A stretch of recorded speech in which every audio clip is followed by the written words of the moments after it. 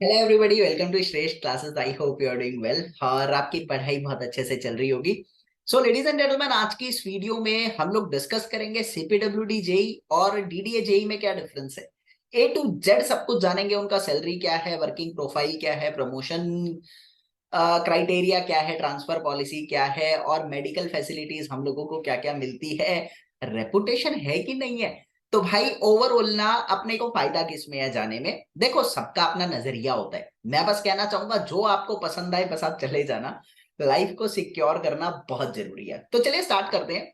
सबको पता है सीपीडब्ल्यूडी जेई जो है सेंट्रल पब्लिक वर्क्स डिपार्टमेंट, वो मिनिस्ट्री ऑफ अर्बन डेवलपमेंट के अंडर आता है। डीडीए जेई बोले तो दिल्ली डेवलपमेंट अथॉरिटी जो है वो ministry of housing and urban affairs के अंडर आता है। सेंट्रल पब्लिक वर्क्स डिपार्टमेंट पूरे इंडिया में काम करता है। चार तरह के जोन है, पहले भी मैंने वीडियो में आप लोगों को बताया था। Northern zone, southern zone, eastern zone और वेस्टर्न जोन। तो इन चार तरह के जोन में काम हो सकता है। जरूरी नहीं है घर की घर में जॉब मिलेगी, कहीं भी इंडिया में आप लोग भेजे जा सकते हो।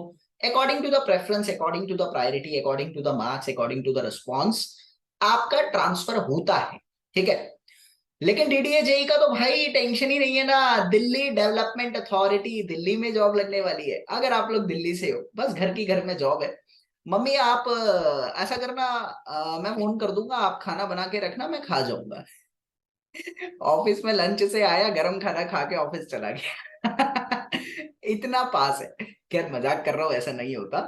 लेकिन हाँ, दिल्ली की दिल्ली में जॉब है। बात आती है सीपीडब्ल्यूडी वर्किंग प्रोफाइल काम के।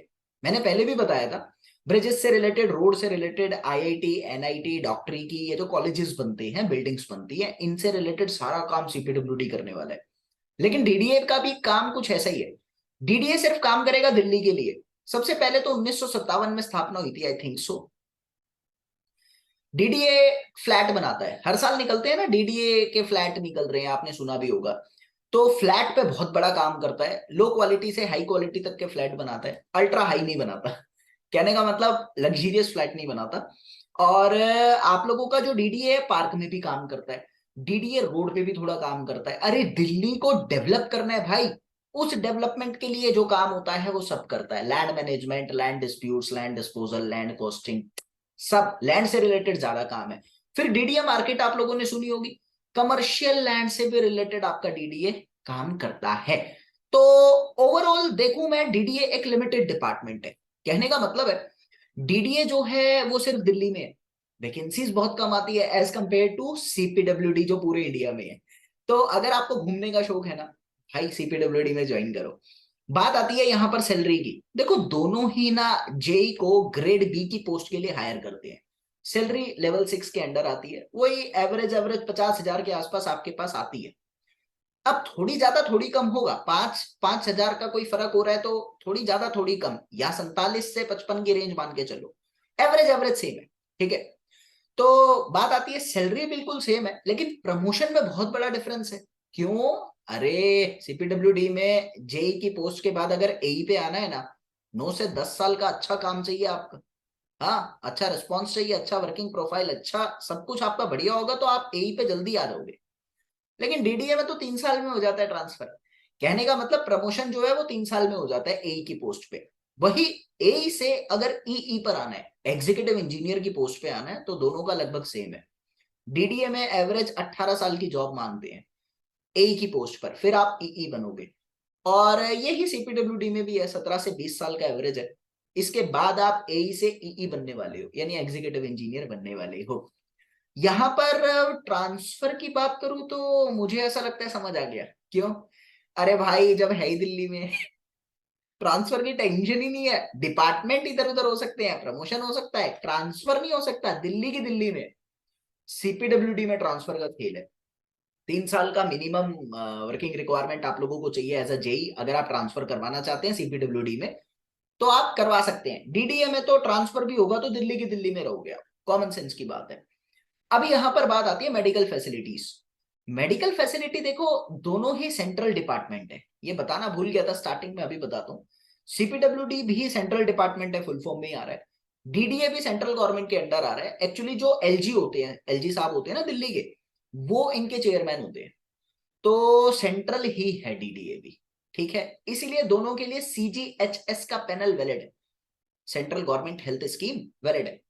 अब CGHS के अंडर ना 98% हॉस्पिटल दफ्तर आते हैं डिस्पेंसरी टाइप, तो कोई टेंशन नहीं है। अगर आप CGHS डिस्पेंसरी से रेफर्ड हो तो आपको इलाज भी मिलेगा, आपको दवाई भी मिलेगी और आपका एक भी पैसा नहीं लगेगा। जो CPWD में बताया था मैंने पहले वाली वीडियो में, सेम पक्ष मेडिकल फैसिलिटीज के तौर पे आपको यहाँ भी मिलने वाले हैं। वो ही ट्रेवल एलोवेंस, डियरनेस एलोवेंस और ये वो हाउस रेंट एलोवेंस सब मिलता है आपको यहाँ पर भी और वहां पर भी, तो सैलरी में कोई टेंशन नहीं है। अब बात आती है कि अपनी अपनी प्रेफरेंस के अकॉर्डिंग, किसी को घूमने का शौक है CPWD में जाओ, किसी को घर के पास रहने का शौक है और जल्दी AE बनना है, DDA में आओ, किसी को बहुत टेक्नोलॉजी से डील करना है, मतलब ऑब्वियसली आपको अगर लगता है कि यार वास्ट वर्क करना है, थोड़ा सीखना है, फ्यूचर बनाना है, 60 साल के बाद की भी सोच रहे हो आप, थोड़ी सी बिजनेस करने का मन है क्या, हाँ, इसीलिए तो CPWD में जाना आपके लिए ठीक है। लेकिन आप लिमिटेड वर्क प्रोफाइल में रहना चाहते हो, आप ज्यादा घूमने के शौकीन नहीं हो, घर से प्यार है, प्यार की बात नहीं कह रहा, थोड़ा घर के पास रहना आपकी मजबूरी भी हो सकती है, तो आप DDA में जाओ। पेपर की बात करता हूँ, वैकेंसीज ऑब्वियसली DDA में कम आएगी, department as compare to CPWD बहुत छोटा है ये। अब सुनो, DDA का एग्जाम टफ आता है, CPWD तो SSC JEE से निकलेगा, SSC JEE फिर भी वन लाइनर बेस्ड है, वन लाइनर कंसेप्ट आते हैं, लेकिन DDA के क्वेश्चन आप लोग देखोगे ना, DDA के क्वेश्चन वन लाइनर बेस्ड बहुत कम है। ऐसा नहीं है, नहीं है बहुत कम है।